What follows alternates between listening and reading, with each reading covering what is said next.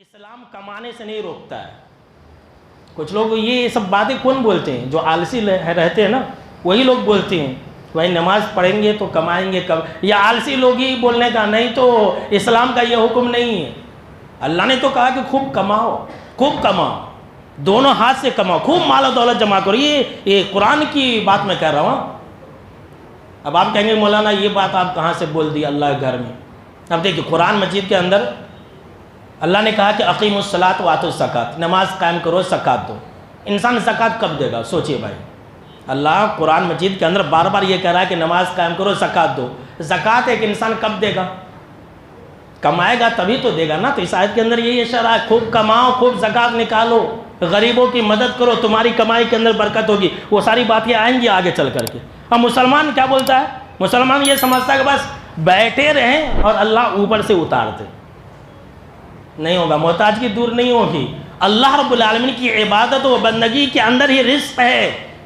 سنیے اسی بات پر دلیل، اللہ نے فرمایا قرآن مجید کے اندر کہ وَأَمُرْ أَهْلَكَ بِالصَّلَاةِ وَاصْطَبِرْ عَلَيْهَا۔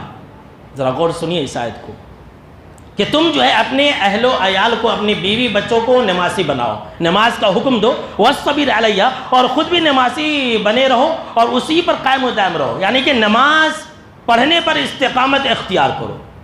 اس کے بعد دیکھیں نماز کا حکم ہے، نماز کی باتیں ہیں، اور اسی آیت کے اندر اللہ رب العالمین نے کہا لا نسألک رزقا نحن نرزقک، کہ ہم تم سے رزق نہیں مانگتے، ہم تم سے کھانا پانی دانا روپیہ پیسہ نہیں مانگ رہے، نحن نرزقک، ہم تم کو رزق دیتے ہیں۔ اللہ اکبر۔ دیکھیے نماز کی آیت میں رزق کا تذکرہ ہو رہا ہے، ذرا غور سے کان کھول کر کے سن لیجئے میرے بھائیو۔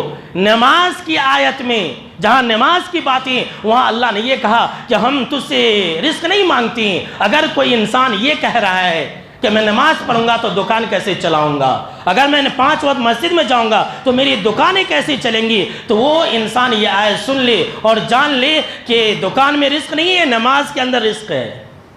اللہ ہمارا نقصان نہیں کرنا چاہتا بھائی۔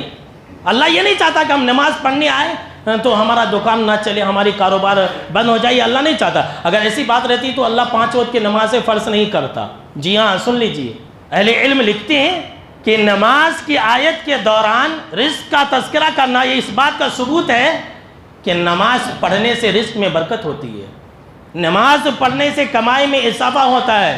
انسان جتنا بھی کماتا ہے اس کمائی کے اندر وہ انسان خوشحال رہتا ہے۔